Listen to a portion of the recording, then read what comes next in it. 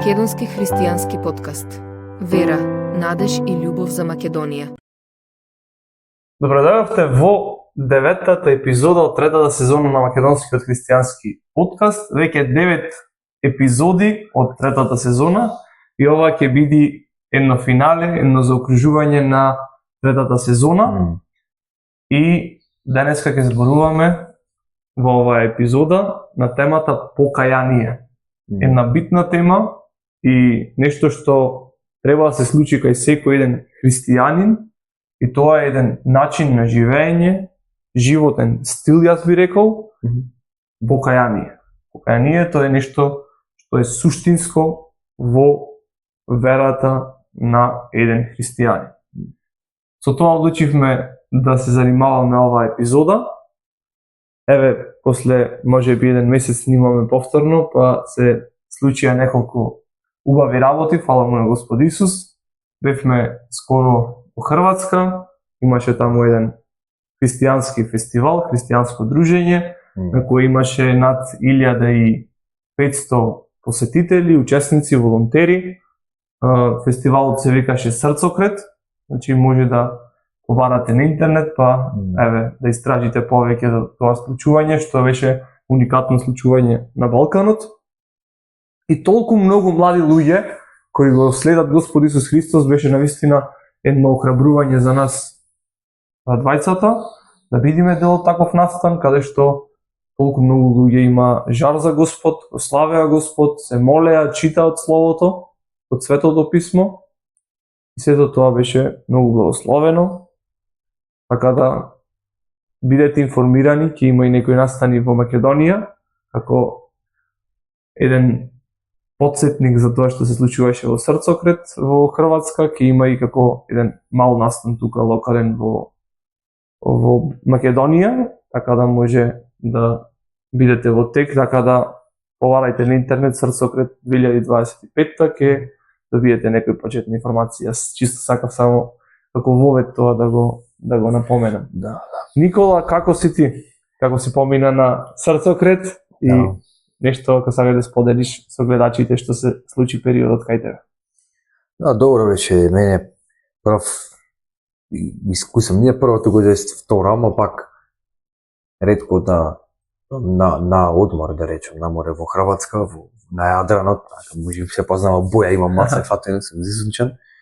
И беше добро на благослов што мене лично беше охрабрување што христијани запознавме и видовме од секаде, значи не само што имаше 1500 учесници во фестивалот на кампот, туку имаше тие учесници беа од различни 25 различни држави, така да Балканот, цел Балкан што е 6 држави плюса и башка надвор од тоа, значи од Америка, од Австрија, од Германија, од секаде имаше, може, мислам некои од Африка имаше, ако не сум грешка. Фала му на Господ и слава за тоа, така да ми беше фактот интересен што без разлика од која позадина сме, од каде доаѓаме, од која држава, од која култура, да речем, Господ и неговиот дух не спојува, значи ние сме во Христос едно и тоа многу ме бендиса што толку учесници многу имаш од различни држави, се запознавме со секакви, значи од секакви луѓе, со секакви се различни сведоштва, како Господ му го сменил животот, како Христос му го свртил животот према Бог, нели, и тоа беше многу храбрително и беше битен дел во целиот фестивал. Така да добро беше наставен од, значи нормално цело капење и сунчање и уживање во Јадранот таму, така да тоа беше големо храбрување, голема точка, голем што викаме хайлайт во цел камп, во цел фестивал, така да.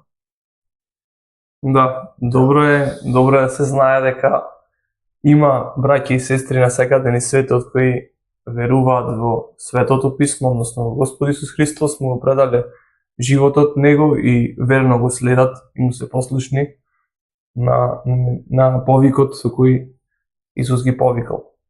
И да, претежно беа луѓе од балканските земји, значи 80-90%, кој што спомна Никола, и останатите држави, значи имаше доста луѓе како волонтери присутни.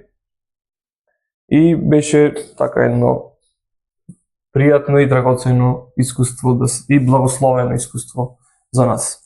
Сега се вратиме на темата покаяние.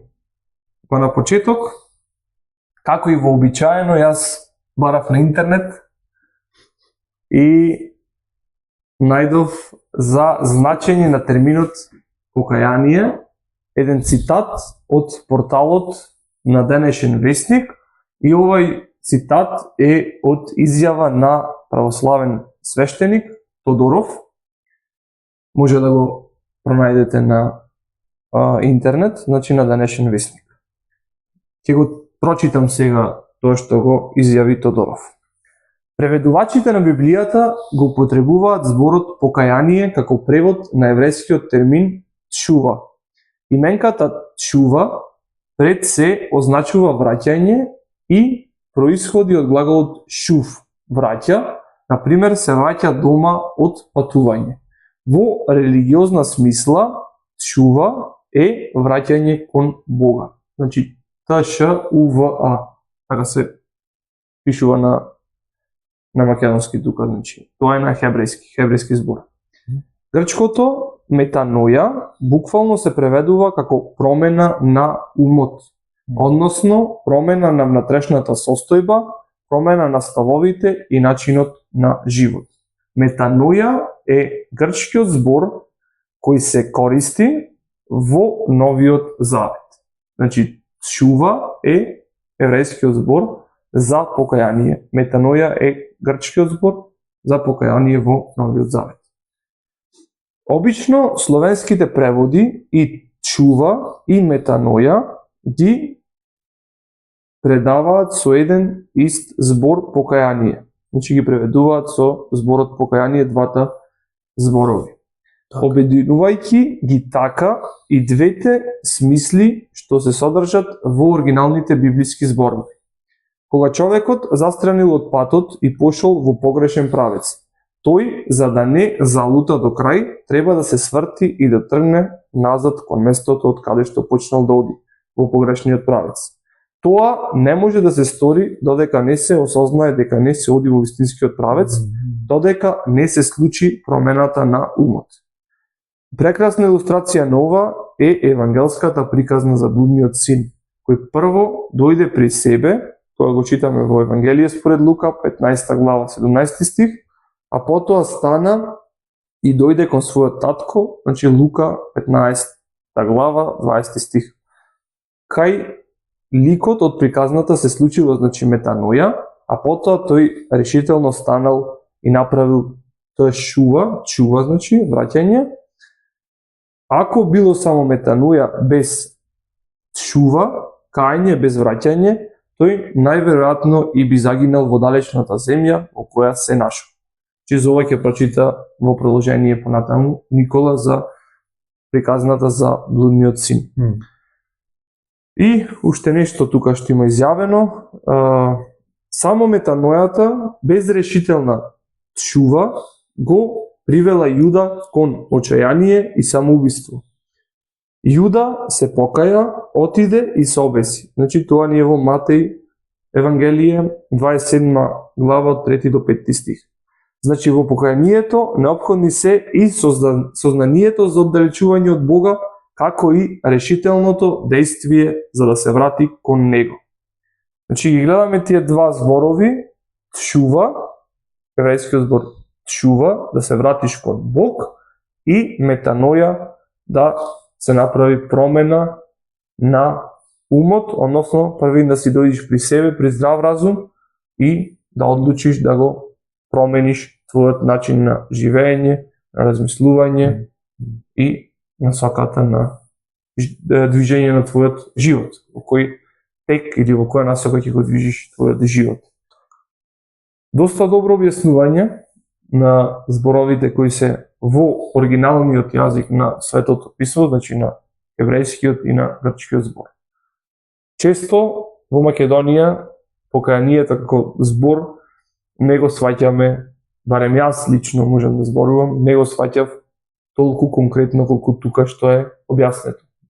Тоа значи чува, враќање кон Бог, и метаноја, промена на размислувањето, односно ставовите, начинот на живот, натрешната состојба, промена на умот. Че е нешто конкретно, не е нешто што е пасивно, односно еднаш ќе го кажам тоа, како ќе се исповедам пред Бог и тоа е тоа, после ќе си продолжам по свое. Не.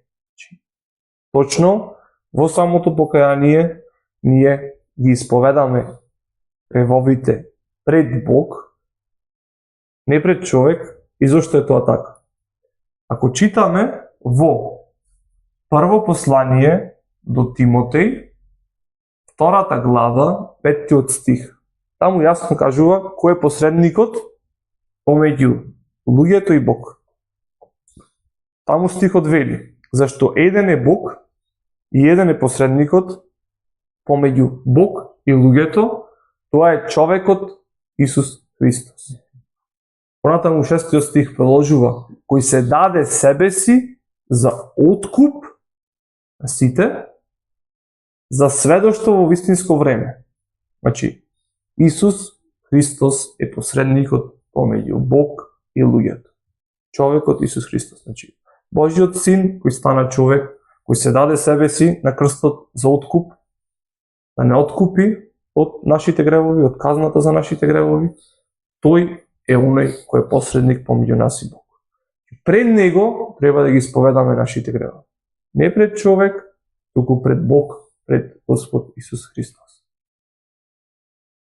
Тоа е вклучено во метаноја, во чува, во покаяние. Меѓутоа значи и да го промениш твојот начин на размислување и да се вратиш кон Бог, да одиш према Бог. Тие се значењата на самиот збор покаяние, кој е подлабоко отколку само исповедување. Значи исповедувањето е само дел од покаянието.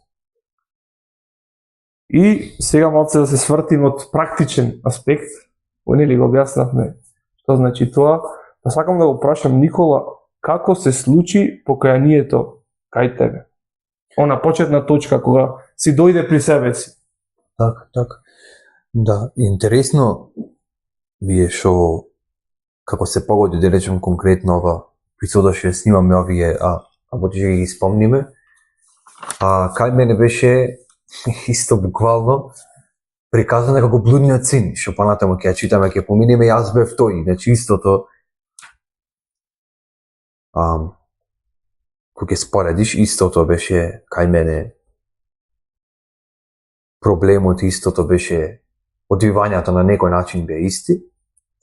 Само ќе објаснам што на некој начин конкретно беше што ме натера да сватам дека јас сум во грешка и кај бев во која на некој начин кали, во што бев заглавен, заглибан и како Господ ме избави, како што ќе читаме за овој блуден син.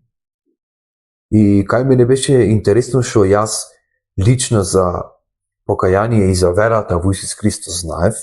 Значи знаев за Христос, знаев дека тој умре, значи знаев за фактот, за стихот, дека тој умре на крстот за нашите гревови, та секој кој верува во него да не загине, туку да има вечен живот, нели? Јован 3:16.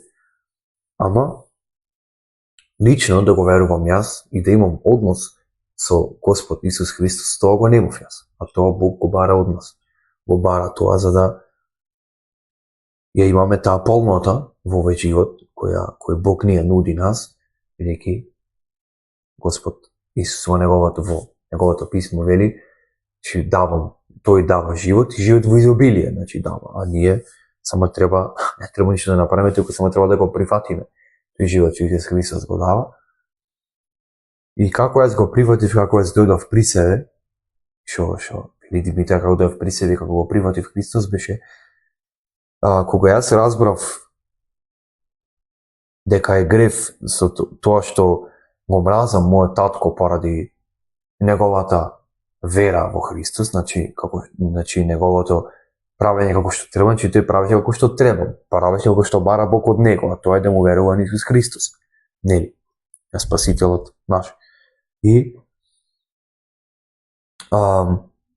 јас го сметав како нешто чудно, како нешто погрешно, како нешто што ме спречува да го живеам овој живот во полнота. Јас, според мене, животот, како што си го замислувам јас е едно, а животот или ние луѓето, а животот како што го замислува и го бара Христос да го живееме за него и тој ни го дава е друго.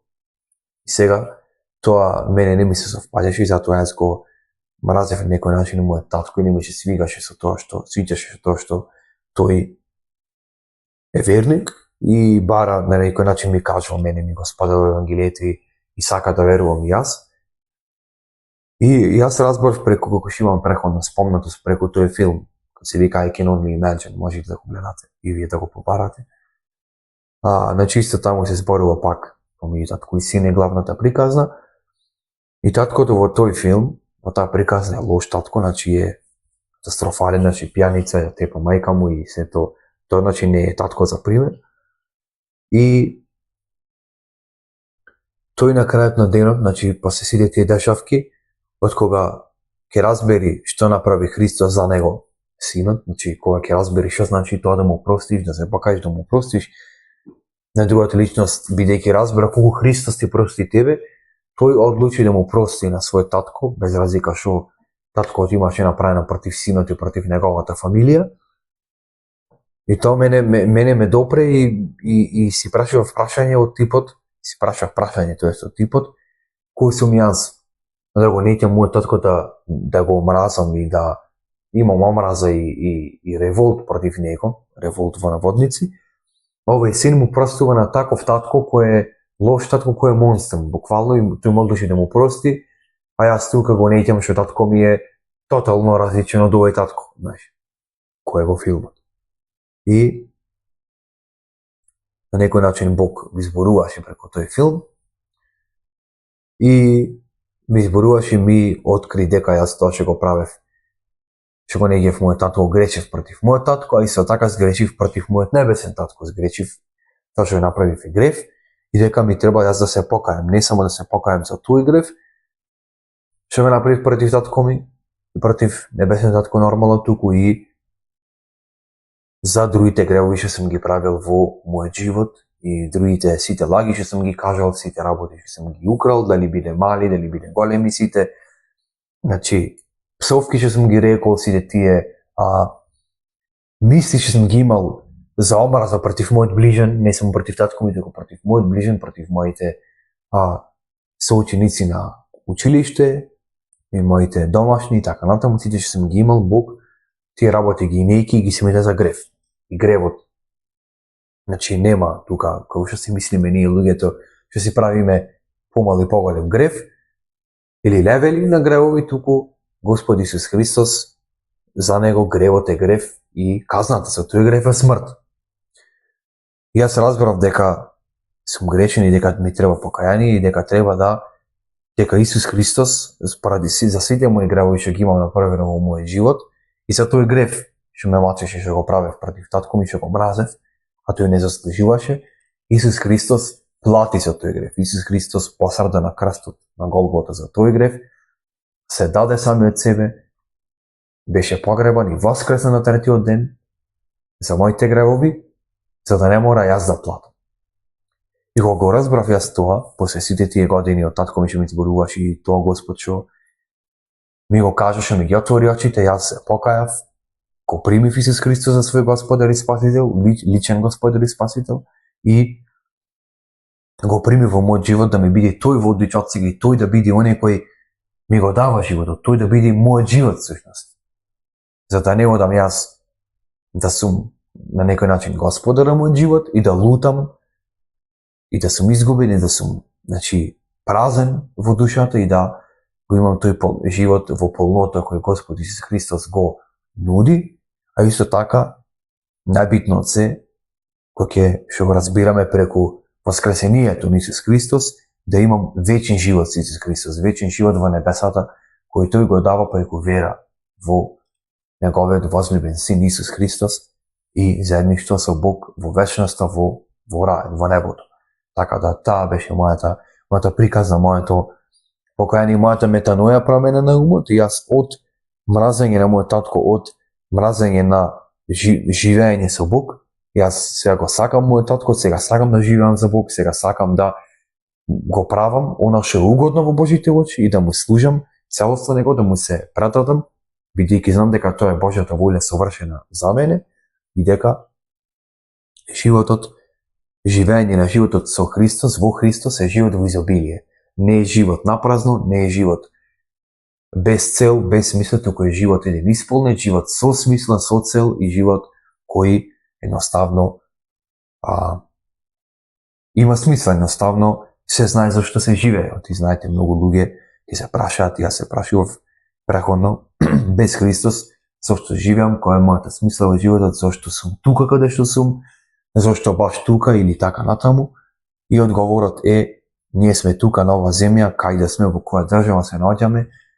Нашата цел во животот е да го запознаеме Исус Христос, да се покаеме од нашите стари навики, нашиот стар животен стил и да го предадеме нашиот живот на Исус Христос, бидејќи тој ни дава шанса, ни дава прилика за да можеме да живееме со него во живот во полнота, во изобилие и живот вечно, да имаме вечен живот преку неговата милост и благодат во небесата, во рајот. Односно, така да тоа би било во врска со мојата приказна и моето покаяние и моето доаѓање пред Бог и усмерување, свртување кон Исус Христос и верување, живење за мене. Да, значи, тоа што спомна Никола, има еден пресек, или покаянието прави еден пресек на пред и потоа. Значи, кажа, претходно го мразел својот татко и бегал од Бог, фактички, бил непријател со Бог, не имал личен однос со Бог, а сега се покајал, сега го сака својот татко, го сака и Бог, и е пријател со Бог и има личен однос со Бог. Значи, пред и потоа, нели спомна стар живот, нов живот. Стариот живот, значи старите наши размислувања, идеи, навики, ги оставаме, се каеме за нив, се каеме за секој наш греф, што сме го направиле и сега не го повторуваме тоа, односно не се враќаме назад, туку се обраќаме, се вртиме према Бог и чекориме према Бог и го правиме она што му е угодно на Бог. И тоа е покајанието. Пред и потоа мора да има стар, нов живот. Значи има една промена, една линија, една граница која го дели, која го разграничува едното од другото. Да. Значи тоа мора да се случи кај нас. Инаку, ние, да, ќе ги исповедаме и пак се враќаме на старото. Тоа не е покаяние искрено. Тоа е нешто, ама се промашува целта. Блиску, ама сепак далеко од целта. Баш така, да.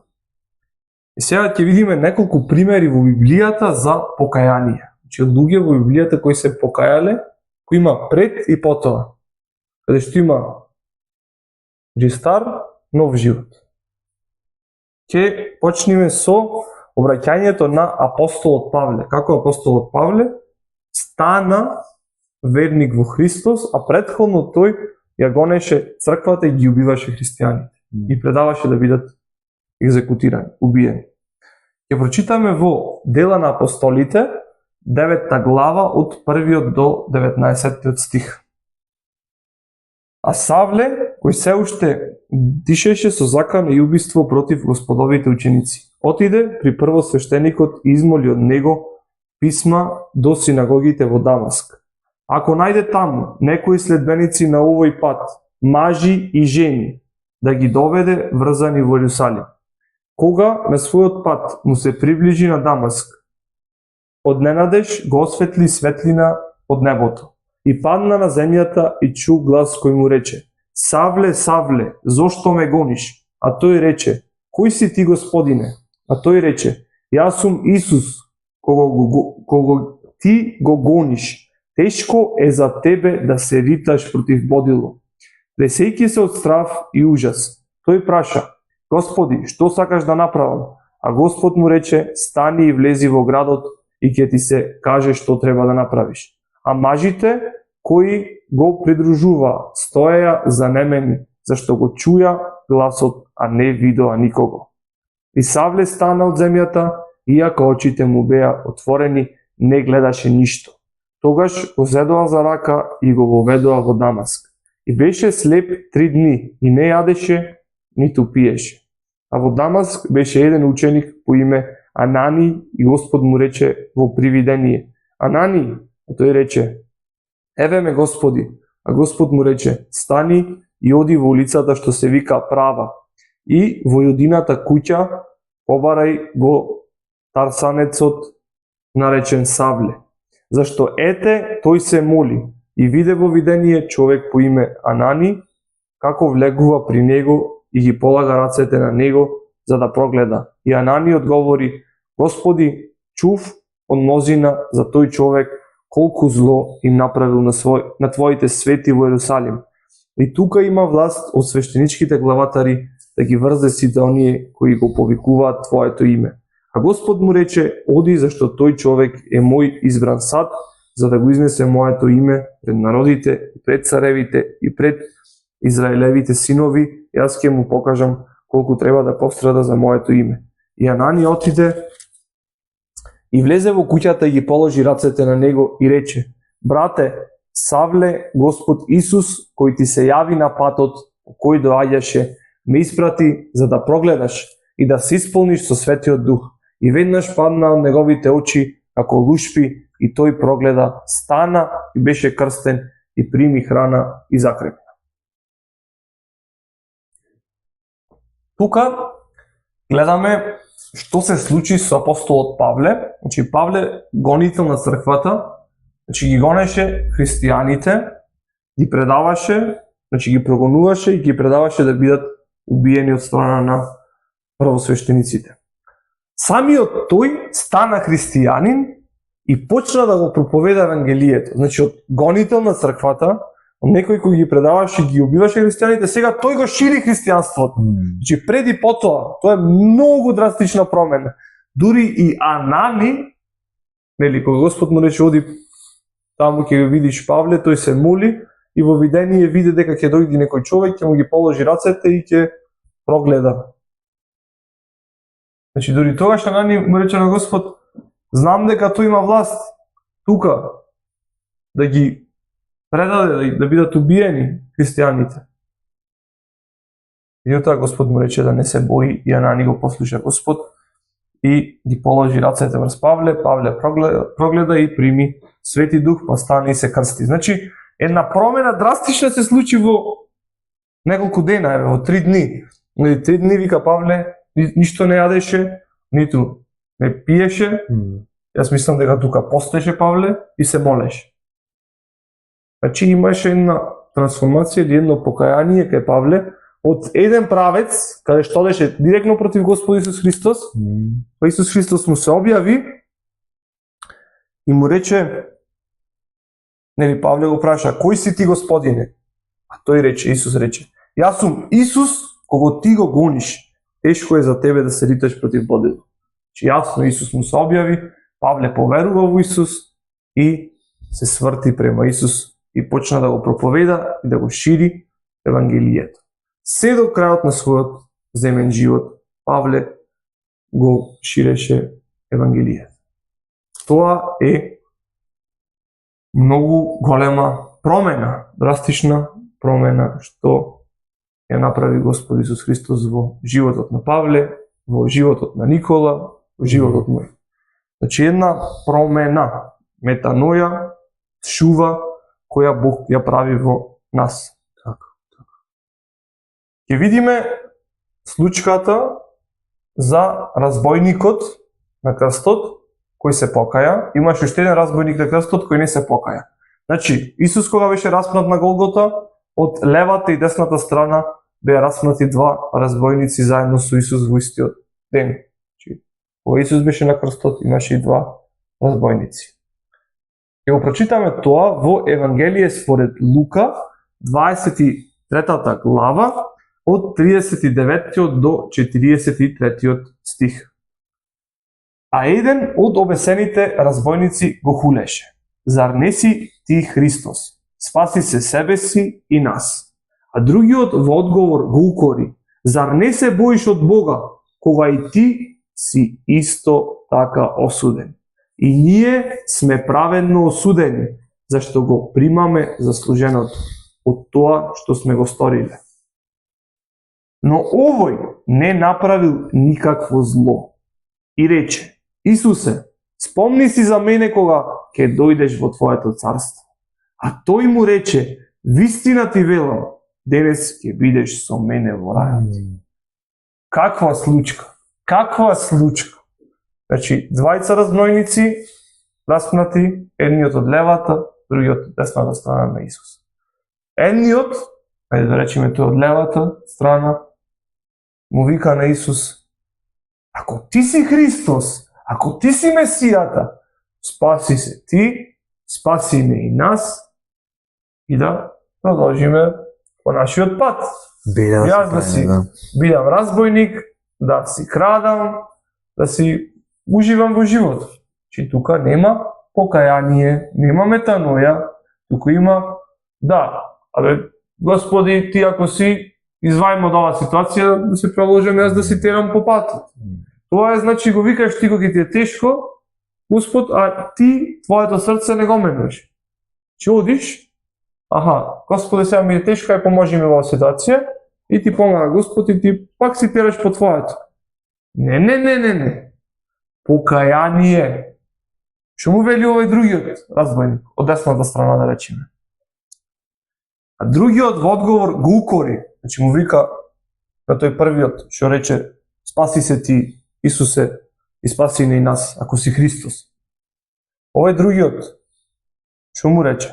Го укори, вика: зар не се боиш од Бога, кога и ти си исто така осуден? И ние, значи, едниот разбойник, на другиот му вика: и ние сме праведно осудени, зашто го примаме заслуженото од тоа што сме го сториле. Но овој, тој што е меѓу нив, не направил никакво зло. Чи овој вториот се гледа еден став на покаяние. Повика на другиот: зар ти не се боиш од Бог, кога и ти си така осуден? Ти имаш уште неколку, не знам, минути, уште часа, не знам, колку му треба за да искрвари таму и да го пушти својот последен здив. Зар не се боиш од Бог? За скоро ти ќе го видиш Бог лице в лице. Зар не се боиш од мене? И јас и ти тука сме праведно осудени. Заслуживме да бидеме распнати на крст, правејќи грев, правејќи зло. Но овој што е меѓу нас не направил никакво зло. Тогаш тој разбойник се покаја, че призна дека е грешен, и се сврти према Исус и што му рече Исус? Исусе, спомни си за мене кога ќе дојдеш во Твоето царство. Значи тој сврти према Исус. Тој направи, шува, се врати кон Бог, се врати кон Христос. Така и ние треба да се свртиме кон Исус. Исусе, спомни си за мене кога ќе дојдеш во Твоето царство. Исус што му одговори? Исус рече: вистина ти велам, денес ќе бидеш со мене во рајот. Че денес, не е утре, не е други ден, че уште во тој момент Исус му кажа дека ти ќе бидеш со мене во рајот. Тоа е прекрасно. Че од нас Бог очекува да се покаеме, да свртиме према Исус, да поверуваме во тоа што го направи Исус на крстот за нашите гревови, дека тој во целост ја плати смртната казна. Казната за гревот е смрт, Исус ја плаќа на крстот за нашите гревови. Исус немаше грев, Исус умре на крстот за нашите гревови. Беше погребан, и воскресна на третиот ден. Секој кој верува во тоа, уште денес може да знае дека има вечен живот, ќе биде со Исус во рајот. Тоа го кажува Писмото, тоа го кажува Светото Писмо, тоа го кажува Библијата. Тоа е нашата сигурност. Не дека јас сум многу силен, не дека јас многу знам, не. Мојата сигурност е Господ Исус Христос и неговиот вечен збор. И се ова што го гледаме ќе заврши, ќе помини, и утоа неговиот збор останува вечно. Ќе исполни се што е тука запишано, бидејќи ова Бог го кажал и Бог ќе го исполни до последната цртичка, точка. Амин. Да видиме уште една случка на царот Давид. Тоа ќе го прочитаме во псалмите, ќе го прочитаме Псалм 51. Значи, царот Давид направи прелюба, односно, тој изгреши и спиеше со мажена жена по име Вицавеја. Вицавеја беше жена на Урија, еден од храбрите војници во војската на Давид. И тука Давид сгреши, направи грев и тој после се покаа и може да видиме што напиша тој тука во Псалм 51, како Давид се покаја пред Господ. Значи, Псалм 51, тоа е покајнички псалм за началникот на пејачите, Давидов псалм, кога пророкот Натан дојде при него, откако Давид беше при Вицавеја. Значи, тоа ни го дава како краток контекст на овој псалм. Сега ќе почнеме да го читаме.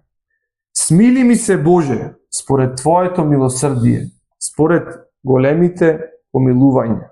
Избриши го моето беззаконие. Измий ме целиот од мојата вина. Очисти ме од мојот грев. Зашто го признавам своето беззаконие, мојот грев е секогаш при Тебе. Тебе, само Тебе ти сгрешив и направив што е зло пред Тебе. Ќе бидеш праведен кога ќе проговориш, кога ќе пресудиш без прекорување.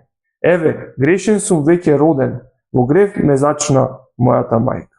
Ете, ти љубиш искрено срце, ме учиш на мудрост во длабочината на душата. Пороси ме со исоп, за да се очистам. Изми ме и ќе бидам побел од снегот. Дај ми да чујам радост и веселба, за да се зарадуваат скршените коски. Заврти го лицето од моите гревови, избриши го сето мое беззаконие. Боже, создај ми чисто срце и постојан дух, обнови во мене. Не ме отфрлај од Твоето лице и не одземај го Твојот свет дух од мене. Врати ми ја радоста на своето спасение и подкрепи ме со слободен дух. Ќе ги научам беззакониците на Твоите патишта и грешниците ќе Ти се обратуваат. Ослободи ме од пролената крв, Боже. Боже, Спасителе мој, нека мојот јазик се зарадува за Твојата правда. Господи, отвори ги моите усни и мојата уста ќе разгласува Твојата фала. Не Ти се мили жртви, кога би принесувал паленици. Ти не би ја примил. Смирениот дух е жртва на Бога. Нема да го презреш, Боже, понизното и покајничкото срце. Биди му милостив на Сион со својата добрина и пак изгради ги Ерусалимските ѕидови. Тогаш ќе Ти бидат мили праведните жртви, приноси и паленици. И тогаш ќе бидат принесувани телиња на Твојот жртвеник.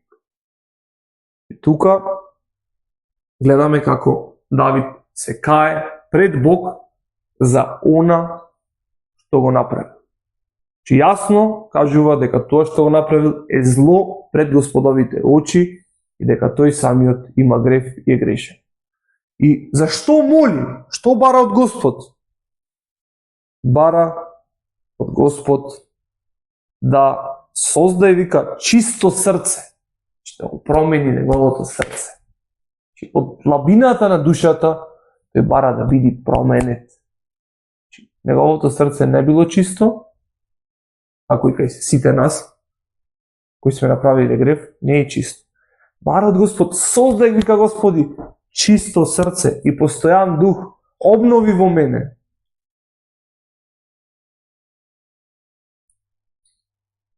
И 17 стих вика, смирениот дух е жртва на Бога. Нема да го презреш, Боже, понизното и покајничкото срце. Едно понизно и покајничко срце. Се понизиш пред Бог и да имаш покајничко срце. И да се враќаш кон Бог.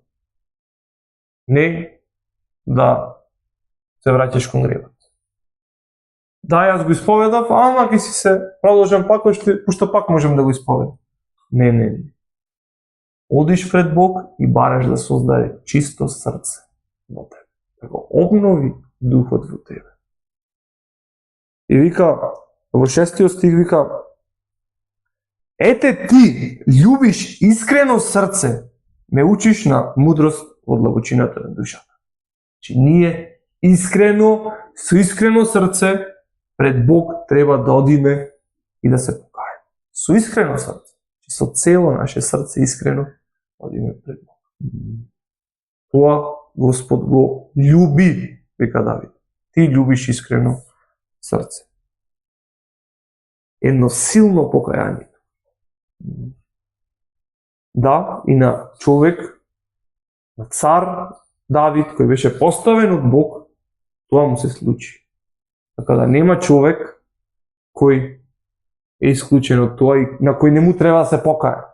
Секој дневно тоа треба да го имаме ние во нашите мисли, дека покаянието е начин на живење со понизно и покајничко срце пред Бог, да бараме секој ден Бог да создава едно чисто срце во нас.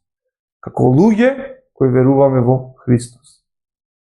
И вика, измиме, че ние сме измиени со крвта на Исус, нашите гревови се измиени од нас и ќе бидам побел од снегот. Ние сме направени побели од снег поради Исус Христос. Покаянието е начин на живење. Не е само еднократно исповедување на гревовите. Така. Почнува во еден момент од нашиот живот и продолжува се до вечност.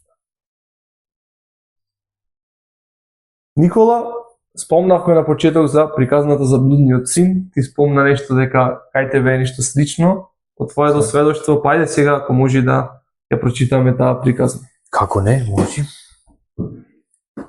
Значи, приказната за блудниот син која Исус Христос му раскажува на луѓето и на своите ученици кои беа таму во околу него во неговото време, се наоѓа во Евангелието според Лука, 15 глава од 11 стих до крајот.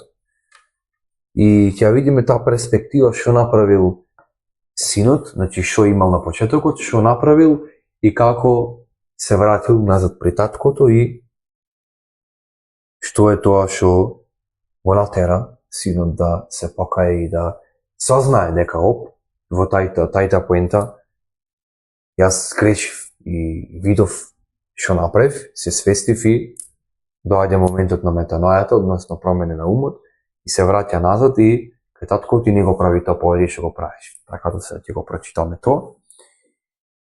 Се наоѓа, нели рековме во 15 глава од Евангелието според Лука, 11 стих. И рече, некој човек имаше два сина. Помладиот од нив му рече на татка си, татко, дај ми го делот од имотот што ми припаѓа. И тој им го раздели имотот, а па неколку дена помладиот син собра се свое и отиде во далечна земја и таму го потроши својот имот, живеејќи разорато. Кога потроши се, настана голема глад во онаа земја и тој се најде во скудност. И отиде и се прилепи при еден човек на онаа земја, тој го испрати на своите полења за да ги паси свињите. И сакаше да го наполни својот желудник со лушпи, што ги јадеа свињите, но никој не му ги даваше. А кога дојде на себе си рече, колку немници при татка ми имаат леп во изобилство, а јас умирам од глад тука.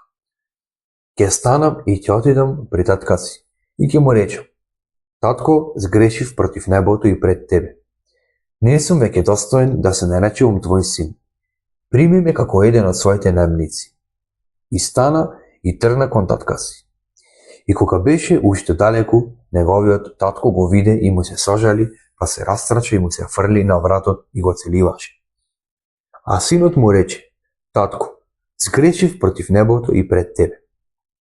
Не сум веќе достоен да се наречувам твој син.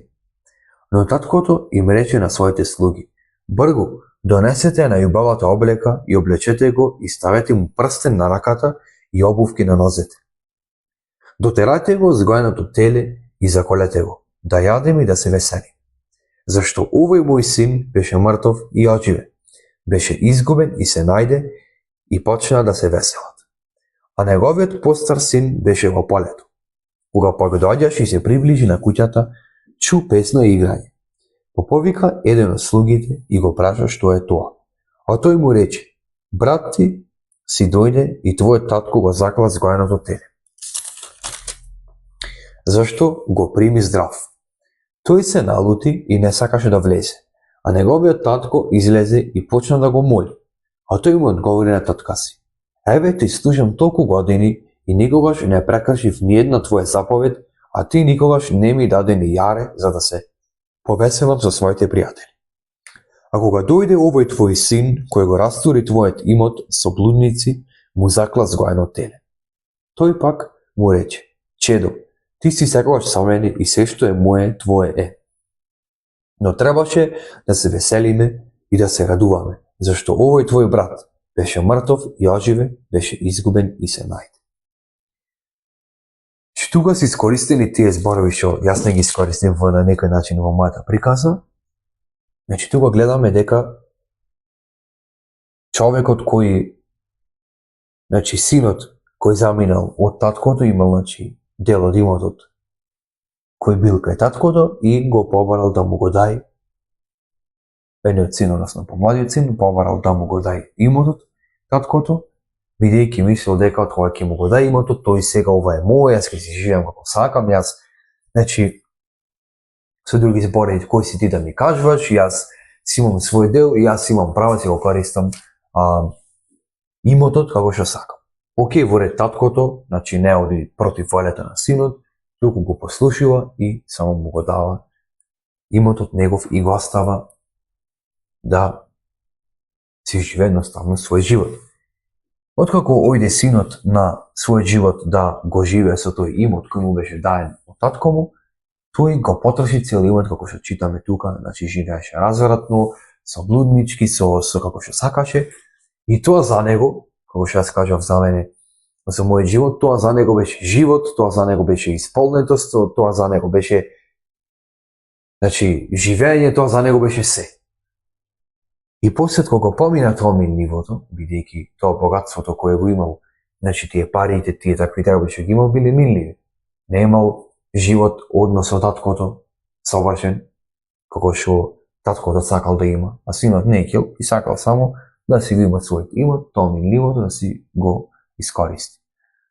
И тоа го искористи, го потроши, значи тој имот ојде кај тој човек што читаме се прилепи, кај тој човек и да ги паси свињите, вика, и сакаше да го наполни својот желудник со лушпи, значи лушпи ќе ги јаде свињите, значи тој дојде до дното, значи стигна синот, значи се потроши и стигна до, значи дно дна, што викаме, значи катастрофа, и бараше да ги јади, значи лушпите од свињите кои ги јадеа, но дури и тоа не му беше дајано, значи дури и тоа не му беше дозволено, толку многу голема беда стигна синот што и дното не беше дури за него да го земи. И после, нели се 17 стих читаме тука резултатот на неговата развратност и на неговото изгубување се што изгуби и што види дека стигна во дното, го допре дното, синот си рече во себе, значи си дојде на себе и си рече, значи колку немници, односно слуги, значи немници при татко му негов, имаат леп во изобилство, значи колку сакаат, а тој тука му е син негов, син помлад возлюбен, значи одлучи да се отцепи од татко му, да го зеди својот имот, го потроши и сега тука вика умира од глад. А негов возлюбен син, значи син на тој богатиот татко кој има богатство и кој има слуги, кој има све. И тој доаѓа при себе и од тука почнува, значи, тие чекори на покајување. И вели дека тука во себе, читаме си, вели дека ќе стане и ќе отиде кај татко му и ќе му рече дека сгреши против него и против небото и против него. Значи, како тоа што го сватив и јас. И јас сватив дека сгрешив пред татко ми, со тоа што го прави, со тоа што го мразив, со тоа што не сакам да живеам, значи, да бидам со него другар, да бидам со него близок, значи, да го прифатам, да се прифатим и да живеам живот кој се го сака Бог. Јас бев негов непријател, изгрешив против него и против небото сгрешив. И кај мене беше исто. Јас го разбрав тоа, кога стигнав во дното на мојот живот. И тој вели ќе отидам пред татко си и ќе му речам, татко, сгрешив против небото и пред тебе. И не сум веќе достоен да се наречам твој син. Прими ме како еден од своите најмници, односно како да му биде слуга, да не му биде повеќе син, барем еден слуга да ти бидам обичен, колку да имам леп, од јате читавме преходно, значи тие најмници, тие слуги, што ги има таткот, имале леп изобилно колку сакат, може нема да му сум син, повеќе на татко ме, ќе му сум слуга, барем ќе имам леп, барем леп во изобилство ќе имам, нема да живеам како што живеа преходно со свињите тука, да љушпите да ги јадам, од свињите дури и тоа да не можам да го јадам. То толку многу чим дојде синот, разбра што направи и толку многу го допре што стигна до тој левел, до тој степен во неговиот живот, што дури прифати и дојде, значи сам себе си дојде да прифати дека ќе му рече на татко му, дај прими ме како твој слуга, барем ако не е ништо друго како твој слуга. Тој начин на тој став, односно на срцето, немаше да му дојде на синот ако не стигнеше на ова тереџе, ако не стигнеше значи да дојде тука во ова кал да се пропелка со свињите, со љушпите, да немојте му ги да го потроши сето своје богатство, да не му остане ништо, да се осеќа празен и без цел, без смисла во животот. Чим дојде синот до тој степен, како што дојдов и јас, тој свати во животот и рече, што правам јас тука, слугите на мојот татко имат леп во изобилство, не му се сини, туку му се обични слуги, пак имат поќе од јас имам сега тука, а јас не сум син. Ќе се вратам, ќе му кажам дека сгрешив против тебе, против небото и да ме прими барем како слуга. Значи тоа му беше целта на синот, ако не е ништо друго како слуга. И сега реакција на таткото. Ја гледаме. И стана вели тргна кон татка си. И кога беше уште далеко, неговиот татко го види, му се сожали, па се растрача и му се фрли на вратот и го целиваше. Значи му се фрли и го бацваше неговиот татко, уште ако го види од далеко, бидејќи се израдва и чим тој толку изреагира вака, сигурно тој толку многу да сега цело време ше беше синот надвор, живееше на свој, беше надворот, својот татко надворот, својата фамилија, неговиот татко не беше гневен на него, неговиот татко се уште го мислеше, неговиот татко се уште му беше грижа каде е син ми, што прави сега, дури може би се молеше за него, го спомнуваше пред Бог во молитва својот син, за да го чува значи да го чува, да го врати назад пак. И ова е реакција на таткото. И после синот го прави, односно му го вели тоа што го планираше да му го речи, односно му вели, татко, сгрешив против небото и пред тебе, му призна, не сум веќе достоен да се наречувам твој син. Кога му рече тоа, таткото што направи? Го кладе да му биде еден од слугите, го му даде ливо изобилство, го откаже од син и го мразеше. Не, напротив, не го направи тоа таткото. Напротив, им рече таткото на своите слуги, на истите најменици, истите луѓе кои синот сакаше да биде како нив. Тој на истите луѓе му рече, бргу, донесете најубавата облека. Значи, облечете го од кој да се облекат, облечете го, ставете му прстен на раката и обувки на нозете. Дотерајте го згоеното теле и заколете го да јадеме и да се веселиме. Значи, јадење згоено теле направите, не му давајте, значи не љушпи од свињите кои јадат, туку се врати назад и му даде, дотерајте го, значи заколете теле, јадеме да се веселиме. Вика, зашто овој мој син беше мртов и оживе, беше изгубен и се најде и почна да се весела. Ова се случува кога еден христијанин, кога еден човек изгубен без Бог се покајува, значи прави метаноја, сваќа, доаѓа при себе, како што читавме, се покајува, се врти кон Бог, бара прошка и му верува на Исус Христос. Ова се случува кај Бог, тој не те става како слуга да те фрли кај свињите, кај љушпите, туку тој ти ја дава најдобрата облека, те дотерува, ти дава прстен на раката, ти става обувки на нозете, ти дотерува згоено теле и се весели во небесата. Радост во небесата кога еден века човек ќе се покаја и ќе се сврди кон Бог, кон Христос, вели. Се случва. И кога читаме овде, јас лично те поради да кажем, ми беше приказата се наоѓам и јас во мојата, значи во мојот изгубен живот пред Христос, во мојата, значи депресија, анксиозност, во мојата празнина без Бог и мојата лутина и гнев према мојот татко ме доведе во тоа да рече да сум, значи неоправдано правиме муабет во мојата глава, лутина и омраза према мојот татко и према оние кои исто така веруваат во Христос, не само мојот татко, туку и оние други луѓе кои веруваат, дали биле блиски, дали не биле, роднини или како и да е, јас пак ги мразев поради верата нивна и поради тоа што тие се верници.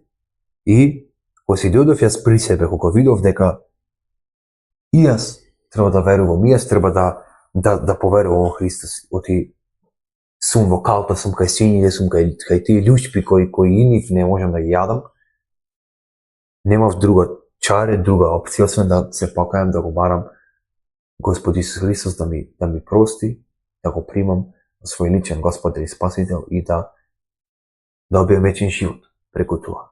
И Господ Исус Христос не ме одби, без разлика со тоа што, значи, го мразев својот татко, бев, значи, против него, против пред, како што читам и против мојот небесен татко, сгрешив против небото, сгрешив против Бог, мојот Создател, мојот Спасител, сгрешив. И тој ме прими со отворени раце, ме прими со, овде како што го исцелива таткото синот на вратот, така со Бог не целива со свет, целив нас и ме прими во неговото царство и ми даде живот во изобилие. Така е со секој еден кој поверува во Исус Христос, кој ја става својата надеж во него, се покајува и верува во Исус Христос, поверува и почнува да живее живот во изобилство со Исус Христос, со Бог, кој само тој може да го даде, кој само тој го има за давање, кој само тој го дава на секој еден кој се покајува. Не можам јас сам лично да си дам живот, сам мојот имот, не може мојата работа, мојата кариера, моите другари, моето друштво да ми дадат живот во изобилие, значи вечен живот, како што може Исус Христос да го даде преку вера во него. Така да, кога ги читаме овие стихови, овој текст е поттик за секој еден кој се уште го нема приватено Христос, кој се уште е во двоумица на некој начин, а знае дека има спознаено, дека има сгрешено против Бог, може и некој има слична приказна, иста како мојата, сгреши против својата фамилија, против своите родители, против свој татко, го мрази поради некоја причина, што ја има тој во главата. И Бог те повикува денес во еден момент на покаяние. Те повикува да се покаеш за тоа што си го створил против Бог, против небото, да се свртиш, да направиш метаноја, промена на умот и да поверуваш во Господ Исус Христос, бидејќи тој се даде самиот себе, за тебе се даде на крстот, умре, значи тешка смрт, значи смрт на тој крст, срамна смрт, за да можеш ти преку вера во тоа да имаш вечен живот и однос со Бог таткото. Да ти се понови тој однос и да се вратиш назад кај таткото Бог. и да поверуваш за да му имаш вечен живот. Така да ова е поттик на секој ден кој гледа, секој ден кој сака да поверува, сака да се покае искрено од се срце, бидејќи во што читаш и Димитар за Давид, Бог бара искрено срце, покајничко срце, кротко, значи понизно срце, кој искрено доаѓа пред Бог и се кае за своите гревови и не ги прави повеќе. Не ги прави повеќе и живее во живот кој прекона кога не ќе својот татко, сега го сака, сега му е пријател, може би недобар пријател му е татко му и живеат во заедништво и живеат во супер однос и живеат во однос кој Бог има замислен. Така да, тоа е тоа што ова порака ја има за нас Господ Исус Христос преку ова приказна, ова парабола за приказна за тој блуден син, како што бев јас. Така да. Да, баш добро го кажа тоа последното, нели, каде што се враќаше синот и ние кога ќе се вратиме пред Бог, нели, ние омразевме Бог, но тој толку многу не сака и не чека цело време, па ние кога ќе се вратиме кон Бог, тој со толкаво срце не чека што притрчува према нас, не гушка и не целива, вика. Поцеливаш. Толку многу нас Бог не љуби, што не чека и е трпелив со нас, сака ние да се вратиме при Него. Такво е татковото срце. Такво е Божјото срце. Но ние мора да се вратиме кон Бог. Ако не се вратиме, тогаш сме веќе осудени. Осудени поради тоа што одбиваме Исус, одбиваме Неговата прошка, тогаш останува казната за нашите гревови. Казната мора да се плати, тоа е смрт, односно пеколот. Јутоа, знаејќи ја Божјата љубов и слушајќи ја ова порака, зошто, прашањето е на гледачите, зошто ти да не се покаеш, да не се обратиш према Исус? Ќе прочитаме с неколку стихови како човек може да се покае и да биде спасен, да знае дека е спасен. Во прво послание на апостолот Јован, во првата глава 9 стих пишува: Ако ги исповедаме своите гревови, тој е верен и праведен да ни ги прости гревовите и да не очисти од секоја неправда. Чи Бог е верен и праведен да ни ги прости гревовите и да не очисти од секоја неправда. Значи ние треба да ги исповедаме пред Бог нашите гревови. Пред Бог, не пред човек. Во Дела на апостолите, 3 глава 19 стих пишува: Затоа покајте се и обратете се, за да ви бидат избришани гревовите, за да дојдат од лицето на Господа времиња на освежување. Значи да се покаеме, да се обратиме, да се свртиме кон Бог, за да бидат избришани, значи избришани, повеќе да ги нема нашите гревови и да дојдат освежување од лицето на Господ.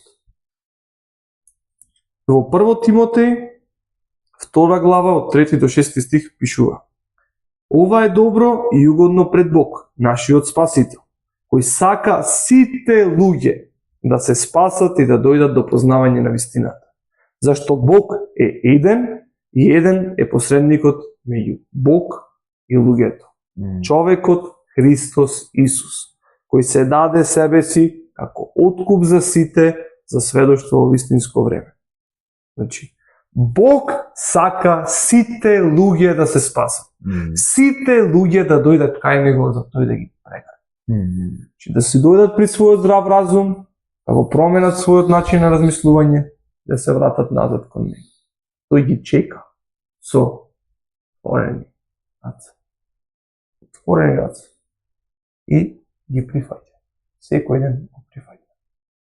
Исус кажува: нема да го отфрлам оној кој ќе дојде кај мене. Нема. И Исус ти го кажува тоа тебе, оди кај Исус. Не ја пропуштај оваа прилика. И што ние веруваме, христијаните? И сега, ти кој го гледаш ова, ако се наречуваш христијанин, а не знаеш или не веруваш дека има вечен живот, дека има воскресение од мртвите, слушај го внимателно. Ние христијаните веруваме дека Господ Исус Христос умре на крстот за сите наши гревови. Сите наши гревови значи минати, сегашни и дни. Исус умре еднаш пред 2000 години на крстот за сите наши гревови. За ние сега, кои веруваме во Него, да бидат простени нашите гревови преку смртта на Господ Исус Христос. И Господ Исус Христос беше погребан, тоа значи дека нашите гревови се погребани заедно со Исус. И Бог ги избриша сите наши гревови. И нема никогаш да се спомни за нив. И на третиот ден Господ Исус Христос воскресна од мртвите. Нашиот најголем непријател, смртта, е поразена. Господ Исус Христос ја победи смртта со тоа што воскресна од мртвите, оживе во вечно, славно тело и живее за секогаш. Господ Исус Христос ја победи смртта. И секој еден кој верува во Господ Исус Христос добива прошка за неговите гревови и вечен живот. Така да, тоа е радосната вест. Дека ти ако веруваш во Исус, ја ставиш својата вера и надеж денеска, ти имаш прошка на твоите гревови и вечен живот. Дали тоа го заслужи ти? Дали тоа го заслужив јас, Никола? Не. Тоа го добиваме поради Божјата љубов, преку неговата благодат, тоа значи незаслужено Божи дар.